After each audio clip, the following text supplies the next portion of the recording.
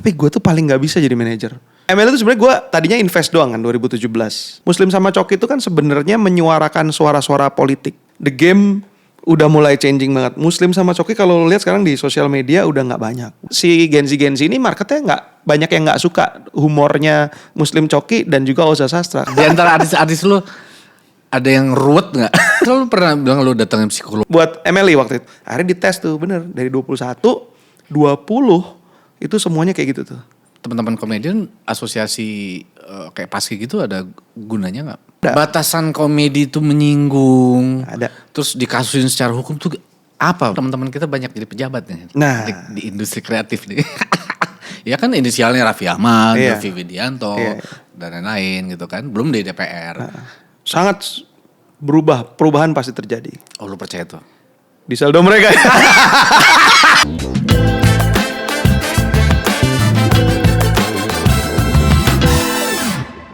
Patrick Effendi, woi. Yo. Oke. Gokil sohib lama gue nih ya. Gila. Yoi. Dari tahun berapa gitu bro? Gak tahu gue dari tahun 2000-an ya. Zaman gue masih ngedirect video klip tuh dulu. Direct tuh. video klip, Iya kan? iya. Siapa dulu ya? Si Lupa gue awal-awalnya dulu ya. Ya terus Cowboy Junior. BDI. Babe Richard. Om Richard. Iya.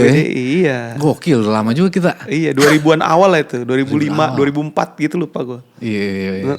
Iya. Gitu. Terus Cowboy Junior. Cowboy Junior ya jauh tuh 2011. Sama Inback deh waktu itu ya. Sama Inback. Setelah lu cabut ya. Lo masuk jak. Yoi, gak sengaja. Jadi Meledak. gua bikin anak-anak itu, terus gua ngerasa, namanya lucu nih kalau pakai Cowboy Junior. Karena gua ngefans Cowboy dulu kan. Boy band pertama lah ya. Setelah Trilly Bells kan vokal group. Terus gue pikir cari nih manajemennya, ketemu Ali. Terus ternyata dipegang sama Inback. Pas ngobrol, setelah saya ngobrol tuh si Bekti kayak, Pat, Nanda kan udah gak ada nih, gitu. Bantuin dong jadi konsultan bisnis gue. Ngapain gue konsultan bisnis, gila lu. Konsul bayar berapa ya? Nagih juga gak enak kan gitu. Akhirnya ya udah bikin company bareng kita tuh Inback Plus. Tapi Inback Plus khusus ngurusin yang musik aja. Kalau dulu kan Inback, gue lupa ada siapa aja, ada Bekti, ada Fitrop, ada presenter gitu kan. Terus yang Inback Plus megang musik-musik. Jadi ada siapa dulu, Cowboy Junior, Super Kids, Aiko dulu ada banyak sih, lumayan banyak dulu. Agung Hercules almarhum dulu. Iya, gitu. Dan lu bukan cuma manajemen tapi lu songwriter, lu produser musik, lu main musik, ngeband. Sebenarnya tuh karena gue tuh kan kalau lu perhatiin dari dulu sebenarnya ranah gue tuh bersinggungan terus sama manajemen. Tapi gue tuh paling nggak bisa jadi manajer. Gak pernah gue. Jadi orang banyak yang salah bilang gue manajer. Gak pernah gue. Kalau ada title di gue manajer tuh paling busuk kayaknya gue. Kayak gak mungkin. Menurut gue manajer itu pekerjaan paling mulia bro. Lu tuh pekerjaan lu tuh edan banget. Ngurusin orang gitu kan. Dengan segala kelakuan. Iya, dari zaman gue dulu ikut Mas Ari Lasso. Ikut Glenn Fredly bareng partneran sama Glenn gitu. Tuh lu gak ngurusin Glenn Fredly-nya doang. Lu ngurusin anak bandnya. Lu ngurusin ya gue tau tuh waktu sama Glenn di situ kan, di dekat Ahmad Dahlan situ di. Iya, ini perkara kecil aja deh, ini perkara kecil doang. Mau berangkat event di sebuah kota gitu kan, yang di luar Jawa gitu. Glenn Fredly udah oke nih. Nanti anak bandnya ada satu gitaris, dia habis manggung dari mana gitu kan. Lu mesti cari tiket. Waduh, enggak bro gue. Enggak bro gue. Ngurusin gitu belum nanti ngobrol satu-satu. Moodnya ya kan? mereka harus Moodnya jaga. mereka. Kan dulu gue tur perkara laundry aja bisa berantem pukul-pukulan lo. Coba bayangin lo, laundry doang bro. Kenapa? Ya ada lah, mungkin kan karena udah lama pergi tur jauh dari rumah ya kan. Kita juga nggak tahu moodnya gimana, temper, capek, gitu-gitu aja udah. Gitu udah. Belum ketemu zaman dulu kan narkoces kan, terus wanita grupis. Wah udah. Gue sih jadi bemper tuh manajer. salam hormat kalau manajer tuh salam hormat gue. Salam hormat. Gue tuh taunya cuma produksi doang. Gue seneng bikin aja gitu. Jadi gue bikin ini, bikin itu, bikin ada kelihatan produknya gitu. Dan ya, lu kreator loh. Iya kreator sebenarnya. Dan gue perlu fenomenal produk-produk lo. Waduh, amin. Ya kan Cowboy Junior, terus MLI, Anjir. Iya, Itu sesuatu yang gokil juga tuh. Yoi. Anjir, itu musik ya kan. Terus di dunia komedian lu fenomenal juga. Waduh, amin Dengan amin. Anak-anak lah yang jago lah. MLI. Tapi Anak-anak ya lah. pasti ada tangan lu di situ lah. Gokil. Itu gimana ceritanya sih bisa MLI menjadi merajai? Gue ML itu sebenarnya gue tadinya invest doang kan 2017. Jadi Invest. PH gue tuh udah lumayan gak jelas tuh. Hidup segan mati tak mau kan.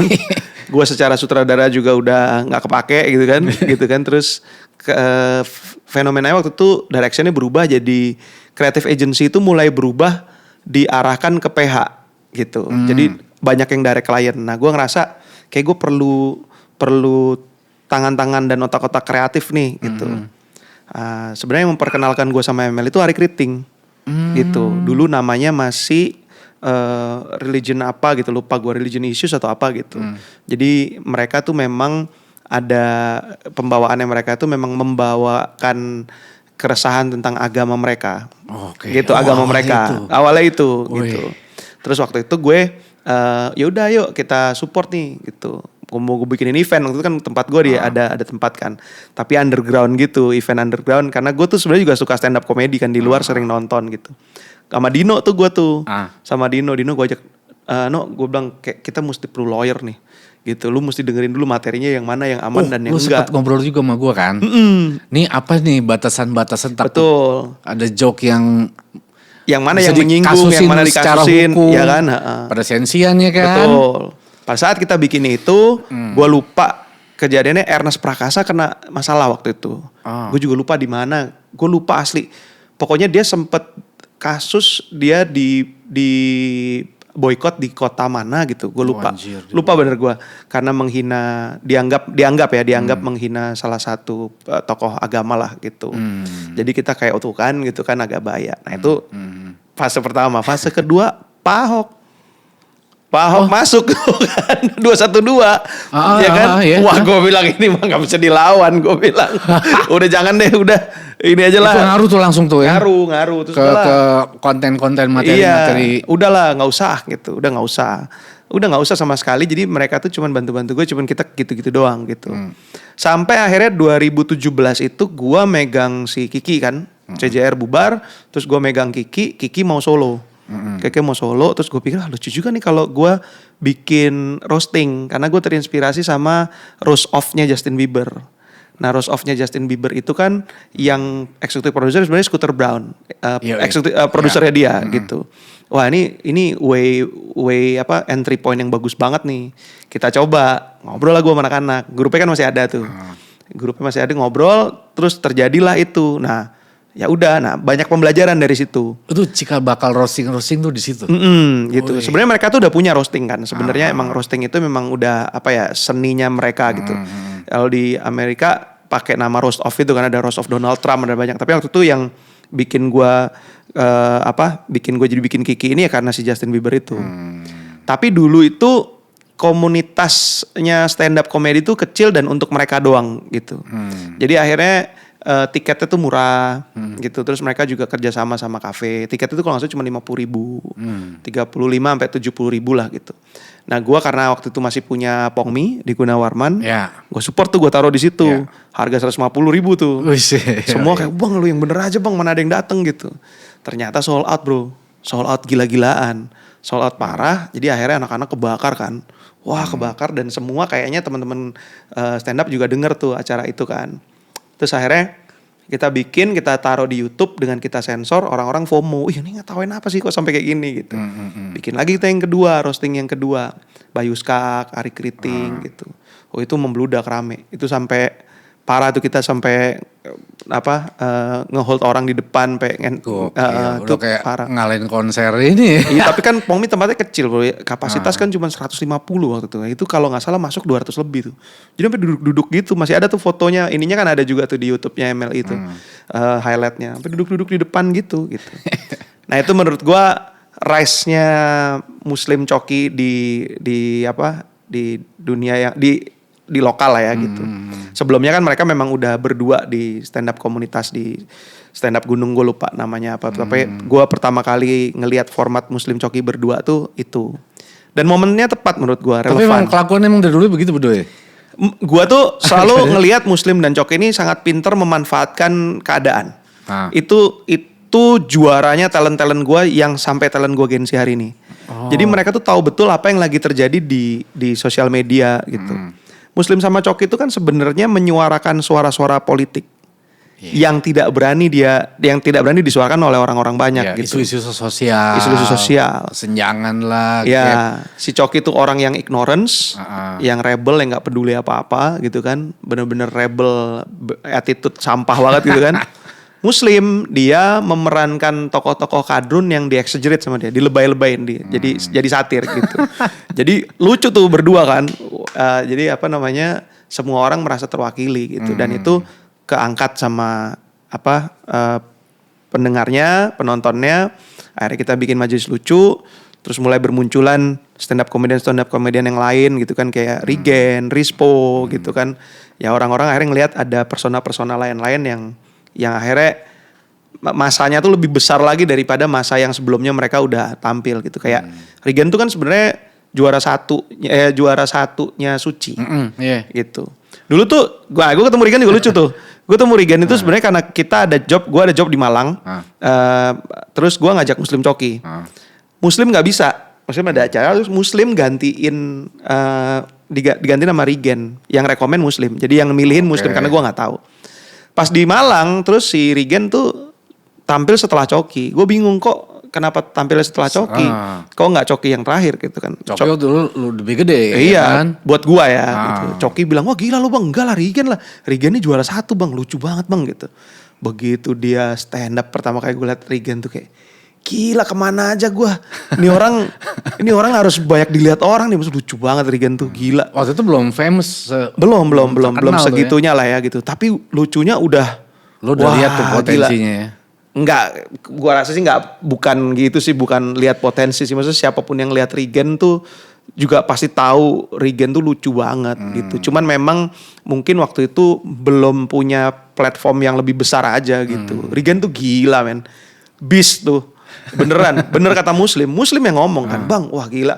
Bang Pet kalau ngelihat kita berdua bilang lucu, Rigen wah gitu. Anak-anak tuh dulu nyanjung Rigennya begitu kan. Gue pikir anak-anak biasa bercanda berlebihan gitu kan. Ternyata memang literally lucu banget sih Rigen itu gitu. Gitu ya. Sampai sekarang akhirnya ketemu jalannya sendiri lah gitu kan. Gokil kan. Ada berapa orang artis sekarang di MLI? Sekarang di MLI kalau komedian ada 23. 23? Nah 23. Ini udah mulai banyak perubahan nih kan. Muslim Coki itu yang pertama lah ya. Dari 2018 lah gitu. 2020 gue mulai duduk di MLI sama Adri. Terus ada Oza Sastra kan. Nah Oza Sastra tuh udah di 30-an. Itu 30-an? Kan Oza aja di Desember ini udah mau nikah. Oh beneran tuh? Yang katanya bujang-bujang. Iya udah mau nikah. Jadi kita udah mulai nyiapin yang Gen Z. Oke. Nah masuklah Gen Z nih. Keren-keren bro. Nah, tuh keren bro. Karena relate-nya beda-beda. Taste humornya kayak beda. Beda. Sekarang itu udah beda banget. Sekarang tuh the game udah mulai changing banget. Muslim sama Coki kalau lo lihat sekarang di sosial media udah nggak banyak, udah nggak rame, nggak serame Rigen misalkan atau Pras gitu ya yang lebih banyak di ini. Si Muslim Coki ini dia lebih banyak di platform tertutup yang berbayar. Gitu. Kita punya Lucu Flix, kita ada Musuh Masyarakat di Noise, gitu. Jadi punya fandomnya sendiri lah, gitu. Mereka bayar tuh ya. Iya, gitu. Terus kemudian kalau dulu kan Muslim Coki itu satir ya, satir jokes gitu kan, dark jokes, satir jokes. Oza Sastra, Bad Boy Twins, dia datang dengan yang lebih punch gitu, dor gitu kan, gitu. Nyerang-nyerang Gen Z gitu kan, gitu. Nah sekarang kan Gen Z-nya udah rising nih.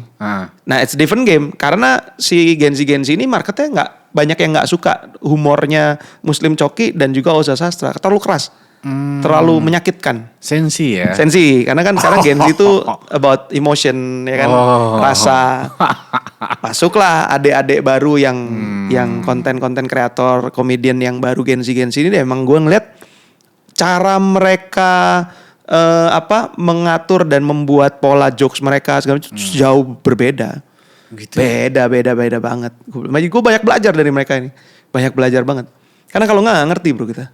Itu dia. Nggak ngerti. Makanya gue lagi Gila, bayangin keren-keren. kayak gimana tuh ya. Dan banyak Beda tukar banget. pikiran. Beda banget tukar pikiran. Jadi memang kita nih sebagai generasi yang udah duluan gitu ya. Kita bisa ngomong, wah lemah lo gini-gini. Tapi kenyataannya banyak hal yang memang dialami sama mereka dan sehari-harinya mereka itu ya kayak gitu. Yang kita bilang nih kayak misalkan dibully gitu doang lu lemah lo gitu. Mental health. Mental health ya gitu. kan? Nah karena kita dulu Posting-posting. iya, karena kita dulu Sampai ke lagu-lagu. betul sampai ke lagu-lagu sekarang kan kalau lihat semuanya tema-tema sedih, tema-tema ini. Nah kalau kita dulu kan bilang begitu, sekarang kita bilang begitu karena dulu kita sudah melewati itu dan melewati dengan cara yang keras. Kalau anak-anak sekarang pada saat kita bilang masa perkara cemen gitu aja lu ngerasa mental health. Tapi efek mental healthnya beneran bro. Itu beneran? Beneran, sampai mereka teriak-teriak, sampai panic attack gitu. Dan itu kan berarti itu something serius kan? Oke. Ya kan, despite kenapanya kita bisa lebih kuat. Tapi kalau kita ngelihat efek buruknya itu kayak gitu kan berarti kita sebagai manusia nggak bisa nggak do something juga. Dan gak bisa ngejudge juga ya? Nggak bisa. Tadi nggak kan bisa. Gen Z cengeng. Iya. Ya kan? Memang kalau di kacamata kita Iya. boleh ngomong selemah itu. Tapi kita juga harus ya bantu gitu. Ngerti nggak? Nggak bisa kita memaksakan cara kita itu tuh cemen bro. Lu harus kuat gitu. Kayak kita, kayak generasi kita. Iya, kalau kenyataannya mereka nggak kuat breakdown ya kita harus do something. Harus bisa bikin mereka sekuat mungkin di porsinya mereka. Gitu. Dan itu happens. Gua kan ngurusin boy band, girl band juga nih anak-anak umur 18 sampai 23 gitu sampai 25 gitu kan.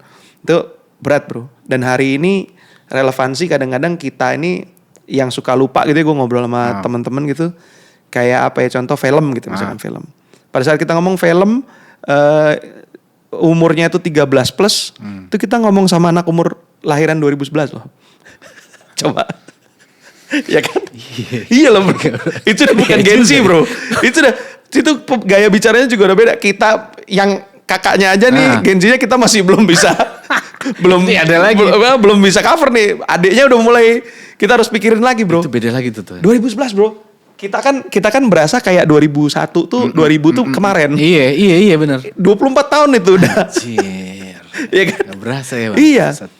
Gua tuh sekarang sering banget kali ketemu yang anak-anak inback segala macam kayak kemarin siapa gitu kan, salsa lah siapa, semuanya kayak kak gitu, undangan nikah semua bro. Ya kan? Gak berasa ya? Gak berasa, terus gue mikir junior emang orang masih masih lucu. Iya, gue mikir tapi iya juga ya, gue nikah bini gue juga seumur-umur segitu gitu kan. Kita aja yang lupa kadang-kadang kayak cepet banget tiba-tiba udah gitu. Kayak kalau nggak ngerem nginget-nginget gitu kan. Akhirnya bablas cuman. Nah tuh yang pada muda-muda itu generasi itu moody gak sih? Moody banget tuh. Nah tuh gimana lo? Moody banget. Mengelola mood mereka tuh. Ya beda-beda ya, yang kayak gue bilang kan, gue tuh kan gak pinter. Pendekatannya ada khusus. Iya gue gak pinter. Kalau gue kan orangnya memang sangat belak-belakan ya, terbuka gitu. Dan gak semua orang tuh terbuka. Ada yang terbuka, ada yang gak, ada yang introvert, ada yang extrovert. Dulu gue pikir cuman dua ini doang. Ternyata ada yang ambivert ya kalau nggak salah ya, ada. Apaan tuh? Introvert extrovert. Jadi gue kayak itu gimana gue bilang. Di antara dia ada dua-dua. Kalau dia posisi ini dia introvert, kalau dia posisi itu dia ada lah. Jadi memang gue kalau sama boy band girl band gue kadang berkala memang gue ada date session. Jadi emang kayak iya, tapi santai jalan aja, kita berdua jalan, ngapain makan gitu kan, ngobrol-ngobrol aja gitu. Emang harus personal ya? Emang harus personal gitu. Karena biar tahu, anak-anak sekarang itu nggak mikir jauh soalnya bro. Nggak kayak kita. Kalau kita kan mikirnya jauh. Pertanyaan-pertanyaan 5 tahun lagi kamu posisi di mana, udah nggak relevan sekarang. Gitu ya? Udah nggak gitu. Mereka lebih kayak ya ini, karena trennya change so fast. Jadi mereka harus bisa oke, update ini bel gini gitu. Harus bisa style bertahannya itu kayak gitu. Harus bisa adapt dengan cepat gitu. Di bawah peer pressure yang emang gila banget buat mereka. Wah. Gitu. Wow, anjir. Buat mereka. Berarti lebih berat ya? Iya kayak gua menjelaskan tentang sosial media gitu ya. Gue jelasin tentang bot, gue jelasin tentang sampai coding-codingnya gue jelasin bahwa sentimen negatif itu nggak semuanya organik, ada yang di-build apa segala macem. Nyatanya kalau ada talent yang dimaki atau di ini ya dibully padahal kena Kena tetap. Mentalnya keganggu. Kena tetap. Udah gue jelasin. Apa udah jelasin tuh bisa Iya. itu bot atau apa atau Karena bukan di mereka, bukan di yang nyerang, di dia, di mereka yang insecure. Gitu, di mereka yang insecure gitu. segitunya bro. Iya, jadi kalau kita kan mikirnya lu diserang sama orang yang nggak ada kok lu ini sih gitu kan, gitu kan. Ganggu sampai ngeganggu kerjaan Heeh, hari-hari. gitu. Itu beneran. Iya, tapi kalau dari mereka, merekanya insecure. Mereka tuh bukan, itu tuh cuma trigger doang. Jadi kayak apa benar ya gua kayak gini ya? Apa emang iya ya? Overthinking. Kayaknya gua iya overthinking, insecure gitu. Insecure tingkat tinggi bro, tinggi sekali. Apa yang harus Gitu. kita lakukan bro? Kita cuman bisa mendampingi sih menurut gua. Kalau menurut gua mendampingi ya cerita-cerita sedikit dari perspektifnya kita sih nggak apa-apa gitu. Tapi kita harus mendampingi yang pasti yang kalau dari sisi gua cuman berusaha cuman satu sih. Kalau mereka ada masalah atau ada apa-apa, gue cuman berharap top of mind-nya mereka untuk minta tolong sama support sistemnya mereka tuh ada gitu. Instead of mereka sendiri terus hilang gitu. Itu yang paling kita ngeri gitu.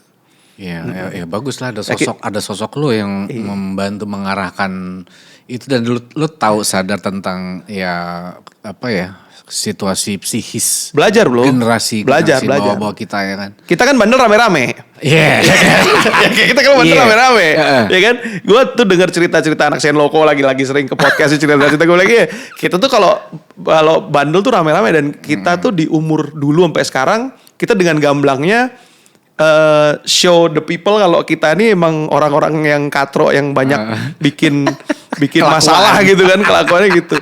Anak-anak sekarang tuh enggak. Jadi yang menakutkan tuh itu. Yang menakutkan tuh pada saat mereka punya masalah tapi mereka tidak minta tolong. Itu yang paling bahaya. Gitu. Dan gue sebenarnya ada concernnya juga sama lagu-lagu ballad yang sekarang lagi booming. Nah itu dia bro. Iya. Semua lagu tuh galau dan sedih pesimis Sebenarnya kayak tuh bagus sebenarnya. Menurut gue bagus. Maksudnya itu kan benar-benar dia mengekspresikan rasa sedih apa segala macam. Tapi lagu-lagu sekarang tuh liriknya tuh banyak encourage self love. Gitu. Self love. Jadi nah definisi self love itu dulu tuh. self love tuh kalau apapun kondisi lu tuh nggak apa-apa, lu tuh baik-baik saja gitu. Jadi akhirnya yang terjadi tuh banyak orang yang dia nggak deket sama support sistemnya, nggak beneran attach sama support sistemnya gitu. Istilahnya kalau lu tuh percaya dirinya harus tinggi sekali gitu ya, percaya diri pokoknya harus confident harus tinggi. Tapi kalau lu ada jeleknya, ada lemahnya, lu nggak mau minta tolong karena takut dilihat jelek. Waduh. Nah itu tuh.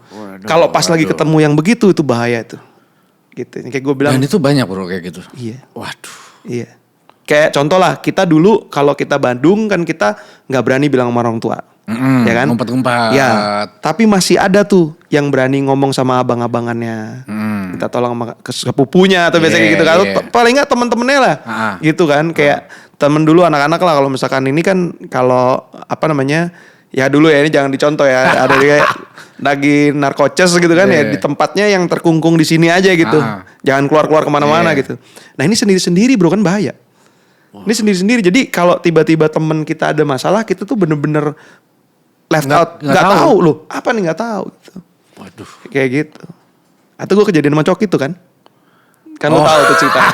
Iya kan? Punya story. Iya. Coki masuk itu literally semua orang kayak wah mana mungkin sih ini peersnya nggak tahu apa-apa, lu beneran nggak tahu temennya siapa, makainya di mana, itu bener, circle-nya, nggak tahu. circle narkoba nggak tahu. Akhirnya begitu Coki keluar, begitu kita punya kesempatan ngobrol, caranya tuh nggak sama kayak kita. Apa yang terjadi sebenarnya menurut dia tuh Dulu, kenapa sih? nggak ini gue kasih tahu caranya.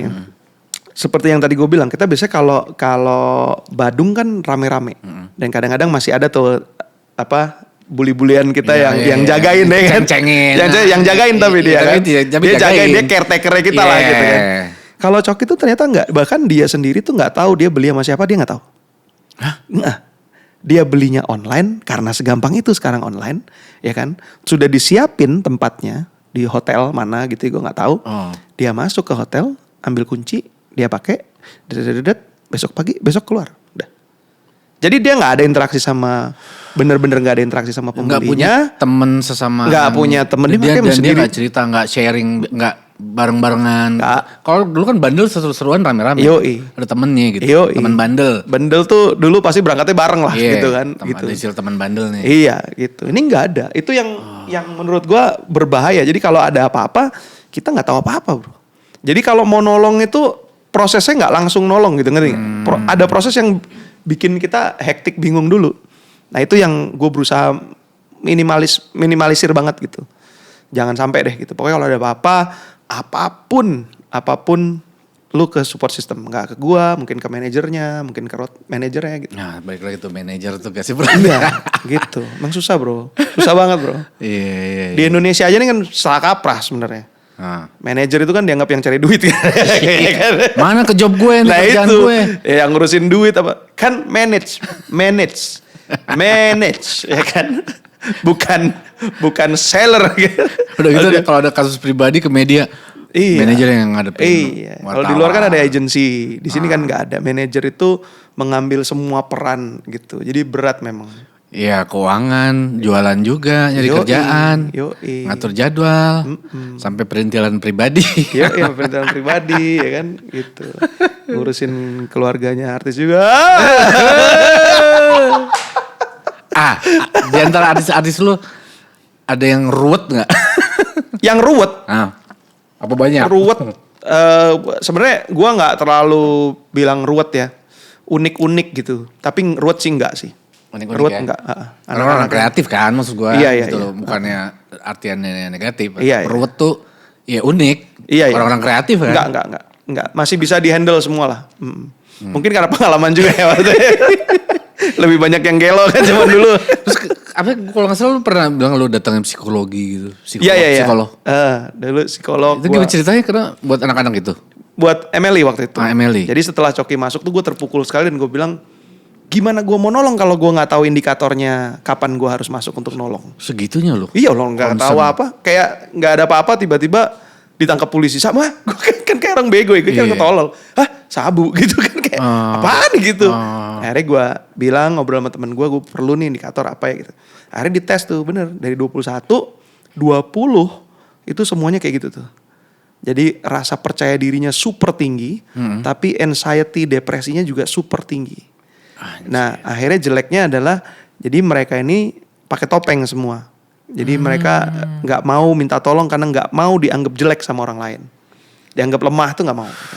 Nah itu berat tuh. Ya kita beda. Itu di situ udah jauh beda banget. Kalau gue kan hidup di mana gue bisa pukul-pukulan sampai berdarah sampai memar gitu kan. Pukul-pukulan sama temen.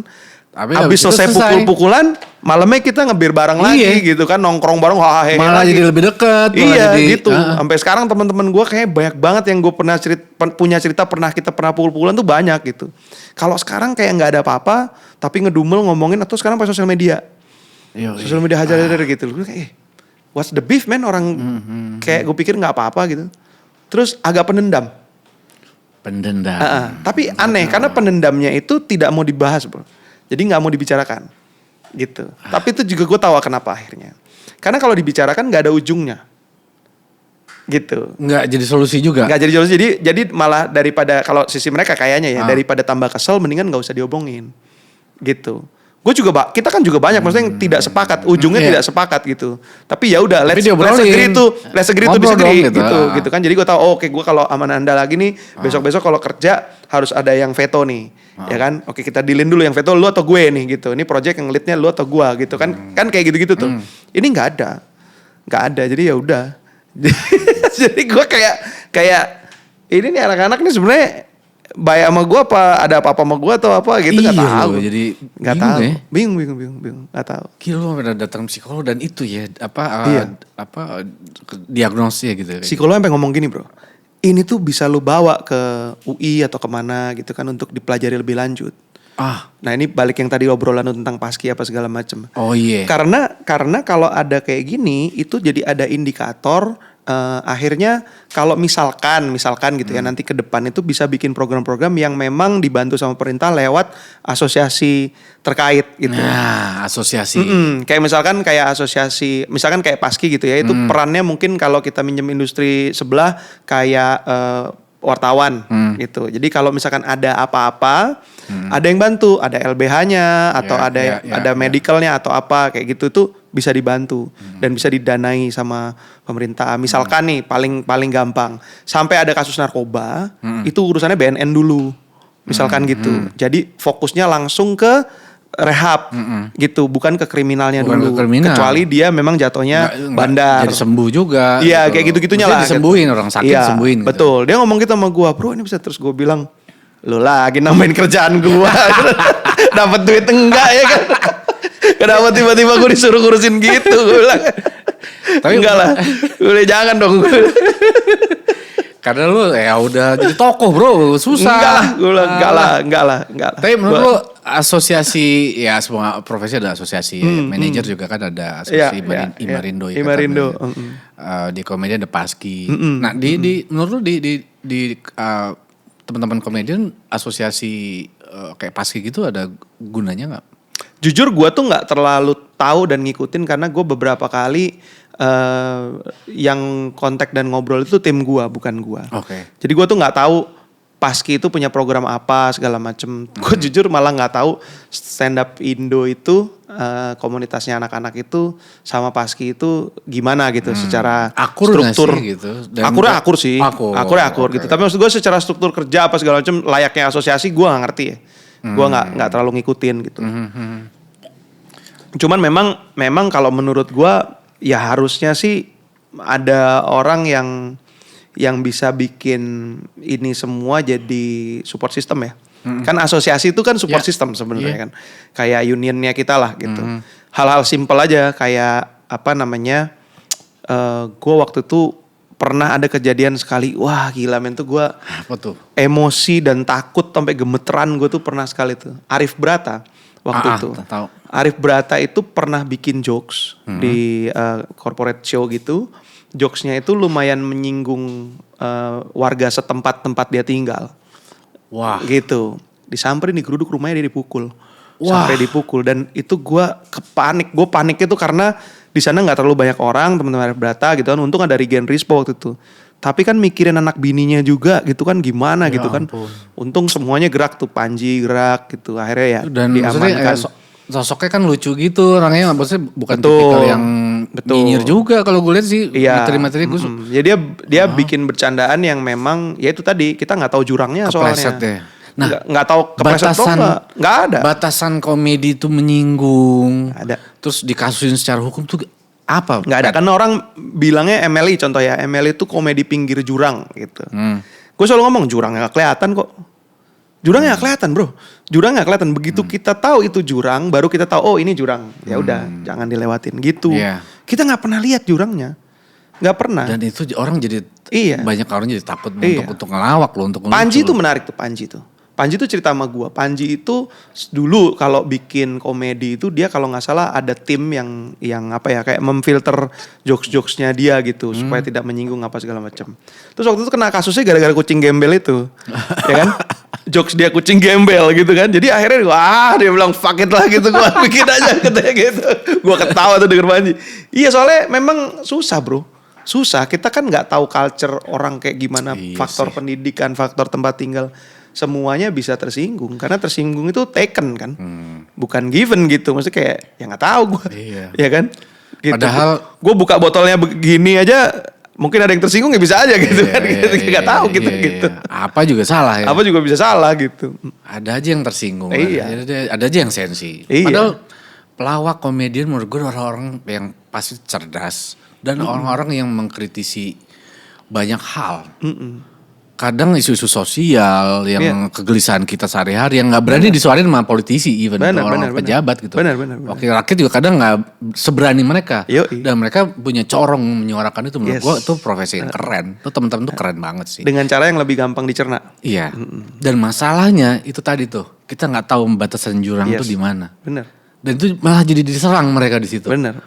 Padahal kadang dibalik sarkas atau satirnya jokes mereka itu sebenarnya ada edukasi di situ kan. Betul. Makanya balik lagi harus ada support system yang kuat. Nah sementara ini kita support systemnya ya kita sendiri gitu. Kita sendiri. Iya. ML ini kan dibilang pembuat onar selalu kan. gitu. Kenapa? Iya ya kan jokes-jokesnya gitu. Oh, oke. Gitu. Terus semua juga pada banyak yang benci sama gue juga kan.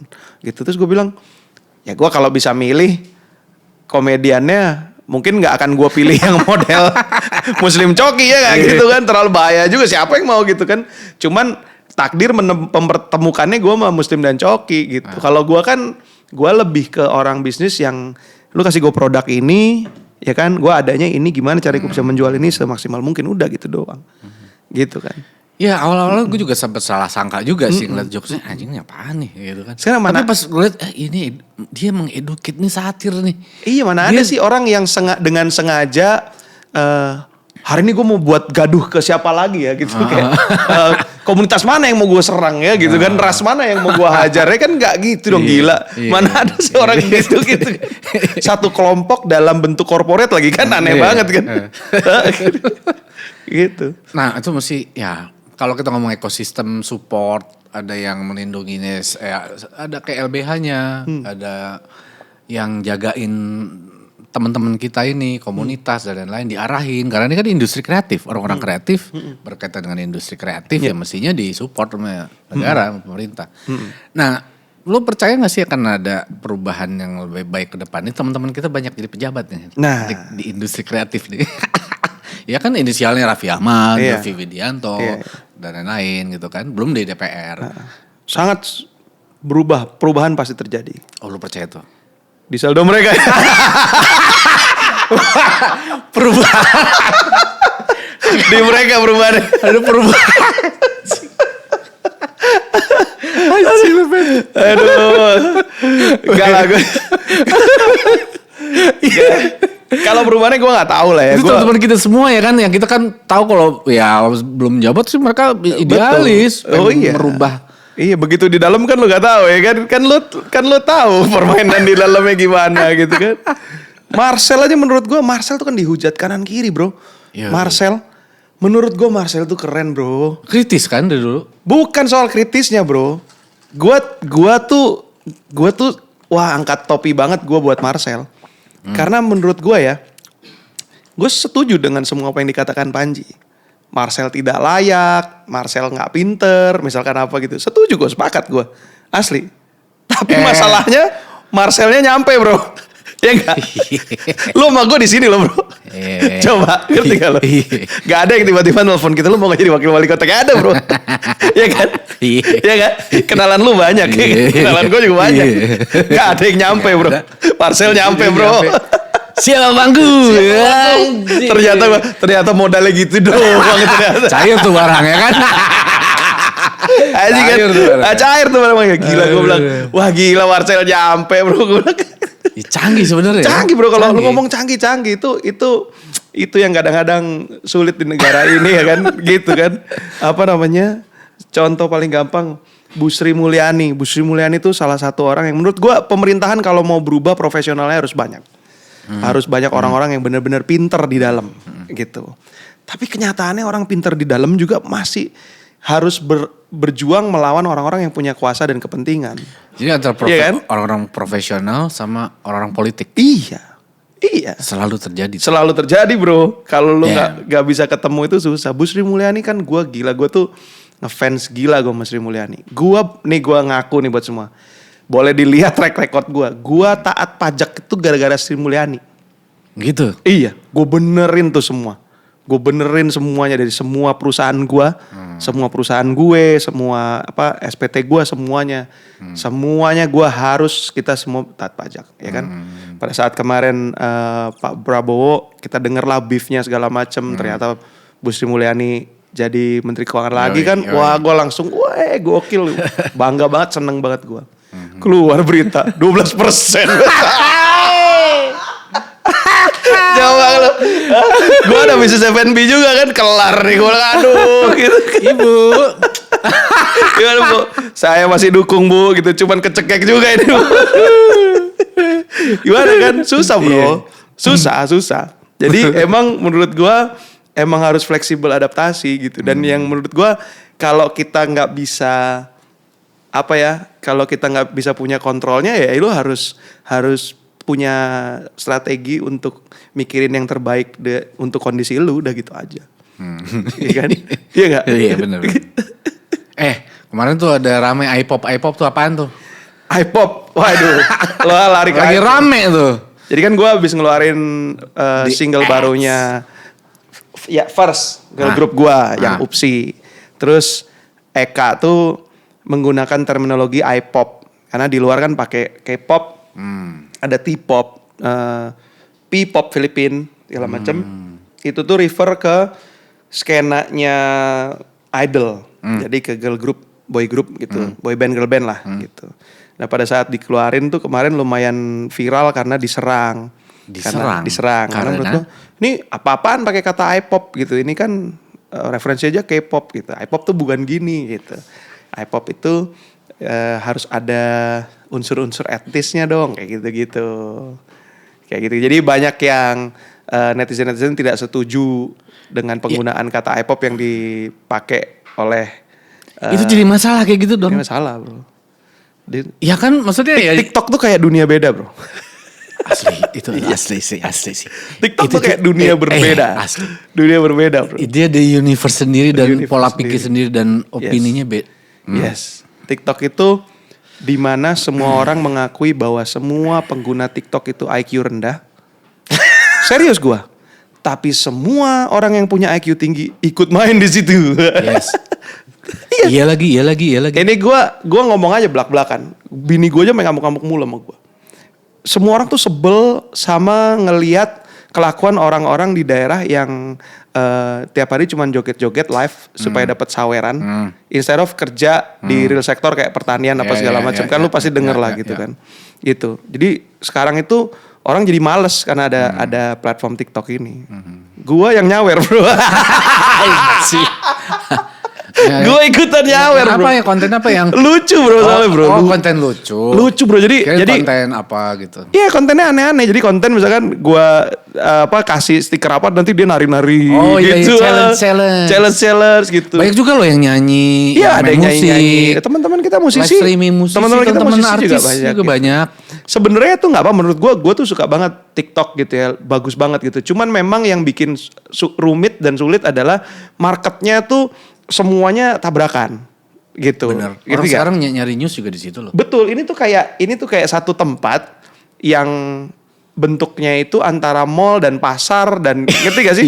Itu semuanya nyampur jadi satu, nggak di klaster-klasterin gitu. Bener. Dan jadi termasuk gue. Iya kan? Gue yang tadi awalnya apaan sih? Alay gitu. Sekarang tapi harus belajar, bro, karena menurut gue native-nya orang sekarang di situ. Orang live time span-nya tuh di situ semua, bukan di TV. Udah orang nggak nonton gitu di situ. Jadi ya emang kalau lu mau berbuat sesuatu, mau bikin apa-apa, ya memang harus di ranah yang baru sekarang gitu. Nah, kayak balik lagi kemarin ke iPop, begitu ada itu ya udah kita coba riding the wave untuk naikin itu dimasalahin istilah iPop. Kan mestinya bangga dong. Iya makanya. Kita K-pop, iPop keren dong. Mesti disupport dong. Indonesia keren juga nih punya. Ada yang ngerasa apaan iPop kok nggak ada unsur-unsur etnisnya. Ya kan gitu. Modern. Betul. Ya, ada yang bilang kalau lo ngomong gitu, ada yang bilang tapi lebih mirip kayak K-pop. Ini mah bukan iPop. iPop tuh Juicy Lucy apa gitu. Kan gitu, ngerti nggak? Karena kan Juicy Lucy semua juga harusnya iPop, nggak boleh diklasterkan. Kan kita nggak mengklasterkan, maksudnya kita nggak bilang nggak bilang musik pop ini kan iPop untuk musik Indonesia semua. Gitu.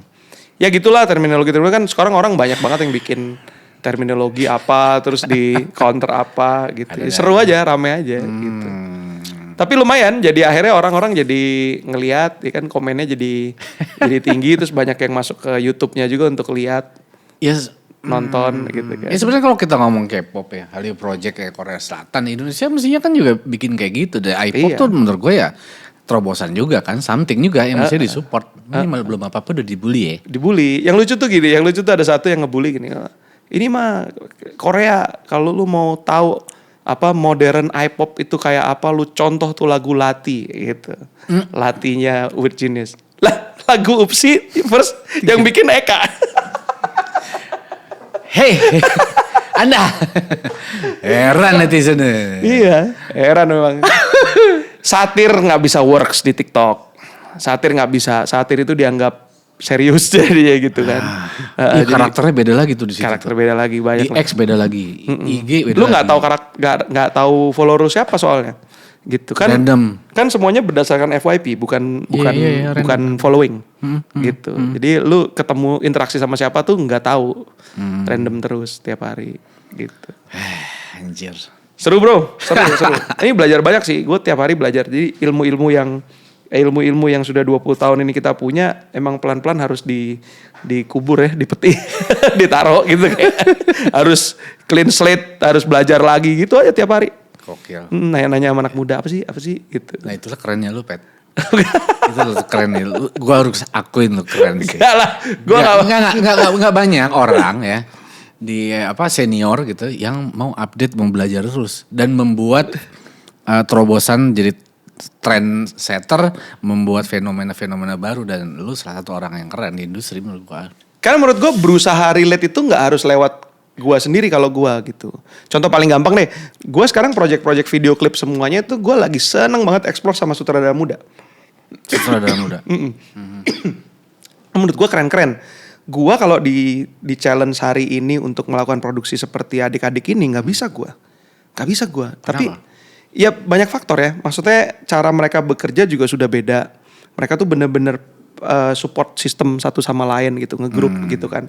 Terus skill mereka juga berbeda, dan apa yang disuka sama anak sekarang itu berbeda sama style gua gitu. Jadi gua tuh selalu kayak kalau bikin ini wah. Gitu. Jadi kadang-kadang gua tuh antara ketawa dan agak pengen back off sendiri gitu. Project gua di Unity sama di First sama di TBA itu sekarang banyakan kita kerjasamanya yang nulis lagu tuh gua dan mereka. Gitu. Karena menurut gua nggak relate juga bro. Bapak-bapak umur 40 tahun bikin lagu cinta pertama buat adik-adik umur belasan ya kan. Ngerti gak sih lo? Kayak udah gak, zamannya udah beda gitu. Cara approach-nya beda, terminologinya beda, terus apa yang work sama mereka sama kita enggak gitu kan. Kayak gitu. Tapi ya 40-an bapak-bapak tapi kan kaya bro. Waduh. Kaya itu nomor 2 bro. Yang penting damai. Gitu. Yang penting peaceful. Itu sih yang dicari menurut gue. Karena gue selalu bilang sama adik-adik, yang dicari tuh peacefulnya gitu. Jadi kalau ada yang biang masalah, agak disingkir-singkirin aja dikit gitu. Jadi yang nggak perlu dijadiin masalah ya jangan digarap gitu. Karena anak sekarang tuh masalahnya gitu tuh. Jadi yang nggak penting malah diurusin gitu kan. Oke. Terakhir nih, apa pesan lo buat generasi yang akan datang yang akan menggantikan Patrick Effendi ke depan? Patrick yang lain. Gue kemarin ngobrol sama gue dengar satu orang ngobrol, gue sangat kena banget nih obrolan mereka. Jadi dia agak kontroversi nih. Ini buat potongan TikTok. Kontroversinya adalah ada yang bilang bahwa generasi Gen Z ini adalah generasi terburuk sepanjang masa. Terburuk dalam artian karena punya mental yang sangat-sangat lemah, terus willing untuk willing untuk termotivasinya itu lebih kecil, terus memandang uang itu juga nggak seperti kita, uang lebih gampang karena gampang sekarang nyarinya gitu. Tapi ada satu sisi positif yang gue dengerin bagus banget. Ini tuh balik lagi kayak zaman baby boomers, yang dimana semua orang melakukan hal yang sama, tapi nanti akan muncul berlian-berlian orang-orang yang outstanding, yang tiba-tiba muncul dia jadi gede banget gitu. Mungkin kalau zaman dulu mungkin ya kayak almarhum Pak Eka Wijaya gitu, Bob Sadino, pokoknya orang yang tiba-tiba bisa jadi visioner dan tiba-tiba dar gitu. Karena persaingannya itu terlalu banyak di bawah. Jadi begitu ada satu orang dia begitu ngelihat celahnya dia bisa loncat ke langit gitu. Kayak zaman itu gitu. Nah, itu satu. Kedua, menurut gua yang perlu yang perlu di encourage tuh buat adik-adik Gen Z gitu khususnya adalah soal mental health ini gitu. Semua orang gua rasa mau generasi apapun pasti punya struggle, ya kan. Cuman cara kita menyikapi masalah ini nih yang mungkin agak berbeda gitu. Nah itu yang tadi gua udah bilang di awal, jangan takut sama support system. Gitu. Jangan takut sama support system. Iya, lu mesti cari support system lu yang bener, yang terbaik versi lu sekarang gitu. Gue suka debat nih kalau sama Gen Z nih. Lu tuh harus percaya sama orang tua lu. Itu yang dulu kesalahan gue. Gue nggak percaya sama orang tua gue tidak melibatkan orang tua gue gitu. Terus most of the Gen Z yang deket sama gue bilang gini, ya gimana gue mau curhat bang, orang tua gue aja berantem, gue broken home kata. Rata-rata gitu, gue broken home, aduh iya juga ya siapa ya gitu. Ya mesti cari support system, mau teman, mau abang, pokoknya orang yang sincerely bisa lu percaya dan lu juga harus peka, bisa membawa diri lu dengan baik gitu. Takutnya support system terus jatuhnya ke narkoba gitu kan. Jangan ya dek ya gitu. Anjing tua ya. Tua cu. Tua kelapa. Makin tua makin berminyak. Nah. Pet, thank you ya. Thank you. Banyak banget nih ngobrol. daging ini. Sekarang kalau ngobrol kita aja udah berubah loh. Ini ngobrolan sehari-hari kita sekarang di syuting. Iya.